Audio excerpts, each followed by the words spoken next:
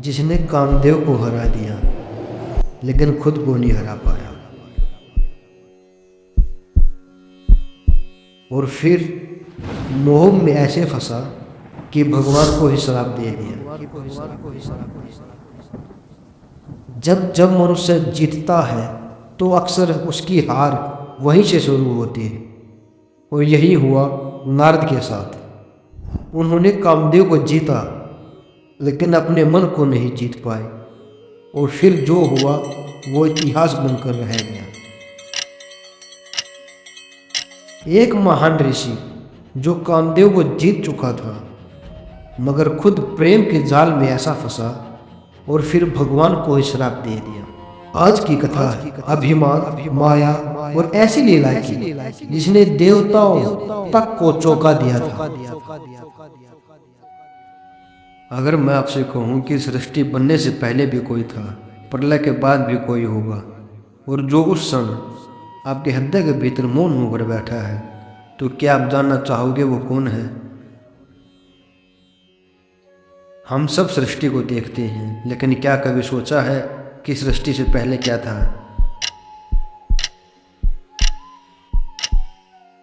फिर सब ने मिलकर सूत जी से कहा, हे सूत जी, आप हमें भगवान शिव का रहस्य बताइए।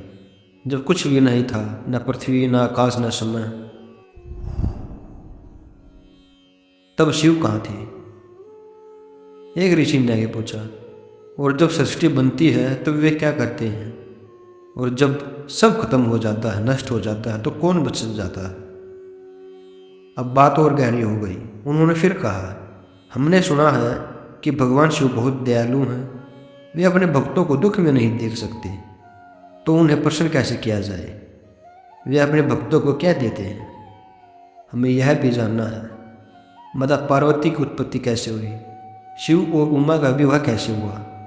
शिव जी के अनेक चरित्र क्या हैं? पूरा वातावरण जैसे उत्तर की प्रतीक्षा में शांत हो गया। सूत जी मुस्कुराए और उन्होंने धीरे से कहा, ऋषियों, आपने जो पूछा है वह साधारण प्रश्न नहीं है। यह वही प्रश्न है जो कभी नारद ने ब्रह्मा जी से पूछा था। और अभी सभी के सभी ध्यान से सुनो। जब नारद ने यह प्रश्न पूछा था, तब स्वयं ब्रह्मा जी ने शिव के उस रहस्य को बताया जो बहुत कम लोग जानते हैं। शिव केवल एक देवता नहीं है, वे सृष्टि के पहले भी थे, सृष्टि के बाद भी रहेंगे, और अभी भी हर जीव के भीतर हैं। उनकी यह कथा सुनना ही मन को बदल देता है, और यहीं से आरंभ होती है यह दिव्य कथा, जिसे सुनकर मनुष्य अपने जीवन का अर्थ समझ सकता है। अध्याय 2, नारद और आदर्श परीक्षा। सूत जी बोले, हे ऋषियों, अब सुनिए एक ऐसी घटना जिससे तपस्या भी है, परीक्षा भी, और एक छिपा हुआ अभिमान भी। एक समय ब्रह्मा जी के पुत्र नारद हिमालय की एक शांत गुफा में बैठे थे। चारों ओर बर्फ, गहरे शांति, और भीतर अटल समाधि।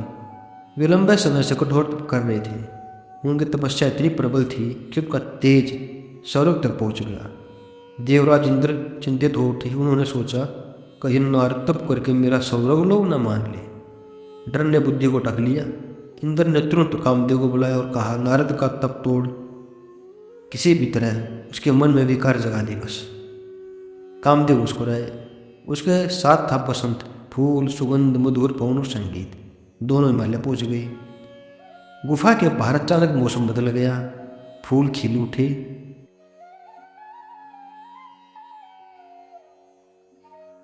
लेकिन नारद अचल थे, न उनकी सुवास बदली न मन। काफी प्रयास के बाद कामदेव हार गए। क्यों? क्योंकि वह स्थान साधारण नहीं था। उसी स्थान पर कभी भगवान शिव ने तपस्या की थी, और वही उन्होंने कामदेव को पसंद भी किया था। उस समय कामदेव की पत्नी जो रति थी, उसने रो रो कर प्रार्थना की थी। देवताओं ने भी विनती की थी। तब महादेव ने कहा था, समय आने पर कामदेव पुनर्जीवित होगा, लेकिन इस स्थान पर जहाँ उसकी भस्म गिरी है, वहाँ उसकी माया का भी प्रभाव नहीं डालेंगे। यही कारण था कि नारद पर कामदेव का कोई असर नहीं हुआ। कामदेव लज्जित होकर लौट गया। तब इंद्र को पता चला कि नारद अडिग रहे, तो उन्होंने उनकी खूब प्रशंसा की। अगर यहाँ से कथा मोड़ लेती है। नारद ने सोचा, मैंने कामदेव को जीत लिया। उनके मन में हल्का सा गर्व जाग गया। वे भूल गए कि यह उनकी शक्ति नहीं शिव की कृपा थी। धीरे धीरे वही छोटा सा हुआ पे ज्ञान को ढकने लगा। अब नारद को अपनी विजय सुनानी थी। वे तुरंत कैलाश पहुंचे, भगवान शिव को प्रणाम किया और गर्व से बोले, मैंने कामदेव पर विजय पा ली है। शिव मुस्कुराए, लेकिन उस मुस्कान में एक रहस्य छिपा था, क्योंकि अब नारद की असली परीक्षा शुरू होने वाली थी। जब नारद ने अपनी विजय की बात शिव को सुनाई तो महादेव थोड़े से मुस्कुराए। उन्होंने प्रेम से कहा, नारद तुम धन्य हो, लेकिन मेरी एक बात याद रखना, यह बात किसी और को मत बताना, विशेषकर भगवान विष्णु को तो बिल्कुल मत कहना। यह रहस्य छिपा कर रखने योग्य है। शिव ने यह भी कहा, तुम मेरे प्रिय हो इसलिए समझा रहा हूँ, इसे अपने तक ही रखना। लेकिन नारद अब भीतर से बदल चुके थे। शिव की माया अपना काम कर चुकी थी। उन्हें लगा, मैंने सच में कामदेव को जीत लिया है। शिव की सीख उनके भीतर मन में ठहर ही नहीं पाई। वे सीधे ब्रह्मलोक पहुँच गए, ब्रह्मा जी को प्रणाम किया और गर्व से बोले, पिताश्री मैंने अपने तप से कामदेव को जीत लिया। ब्रह्मा जी ने तुरंत शिव का ध्यान किया। उन्हें सारा कारण समझ में आ गया। उन्होंने शांत स्वर में कहा, पुत्र यह बात किसी और से मत कहना। लेकिन अब अभिमान के बीज अंकुरित हो चुके थे। नारद सोचने लगे, मुझे यह बात विष्णु भगवान को भी बतानी चाहिए, और वे तुरंत विष्णु लोक की ओर चल पड़े। विष्णु लोक में नारद को आते देख भगवान विष्णु स्वयं सिंहासन से उठ खड़े हुए।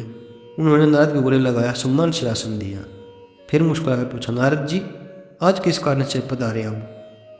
बस नारद को तो यही अवसर चाहिए था। उन्होंने गर्व से कहा, मेरी तपस्या पूर्ण हो गई और मैंने कामदेव को जीत लिया। भगवान विष्णु समझ चुके थे। वे जानते थे यह नारद की नहीं शिव की लीला है, लेकिन उन्होंने सीधे कुछ नहीं किया। वो मुस्कुराए और बोले, देवर्षि आप तो ज्ञान और वैराग्य से भी मुक्त हो गए हो। काम क्रोध तो साधारण मनुष्यों को विचलित करते हैं, आप जैसे ब्रह्मचारी को वे क्या हानि पहुंचा सकते हैं। इन शब्दों ने नारद के भीतर के अभिमान को और बढ़ा दिया। वे बोले, प्रभु यह सब आपकी कृपा है, कामदेव मेरी क्या हानि कर सकता है, मैं तो सदैव निर्भय हूँ। विष्णु बस मुस्कुराते रहे। नारद प्रणाम कर कर वहाँ से चले गए, लेकिन विष्णु की यह मुस्कान साधारण नहीं थी, क्योंकि अब शुरू होने वाली थी ऐसी लीला जिसे नारद का अभिमान चूर चूर हो जाएगा। अब शुरू होता है तीसरा अध्याय। तीसरे अध्याय में नारद की इच्छा और विष्णु की लीला का वर्णन होता है। सूत जी बोले, हे ऋषियों अब सुनिए, अभिमान कैसे मनुष्य को भ्रम में डाल देता है। नारद जब विष्णु लोक से निकले उसी समय भगवान शिव की इच्छा से भगवान विष्णु ने एक अद्भुत माया रच दी। जिस दिशा में नारद जा रहे थे वही अचानक एक दिव्य नगर प्रकट हो गया। वह नगर इतना सुंदर था कि वैकुंठ भी उसके सामने फीका लगे। उद्यान, महल, सोने के द्वार, संगीत, हार और उत्सव का वातावरण था। उस नगर के राजा थे शिवनिधि।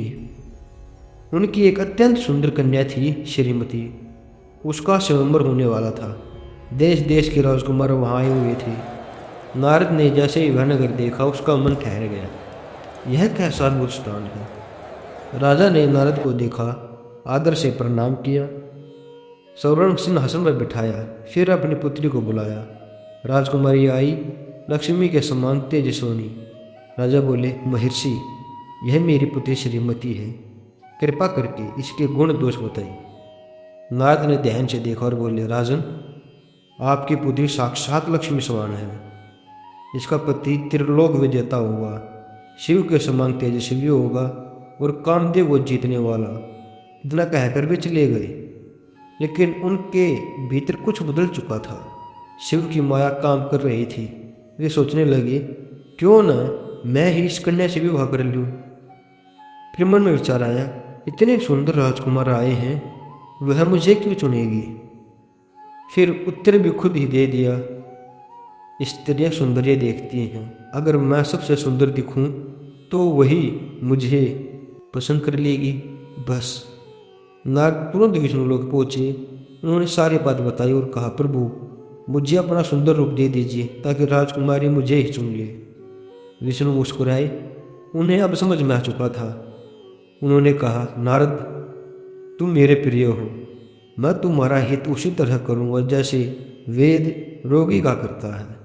इतना कहकर विष्णु ने अपना मनोहर शरीर तो दे दिया, लेकिन मुख वानर का बना दिया।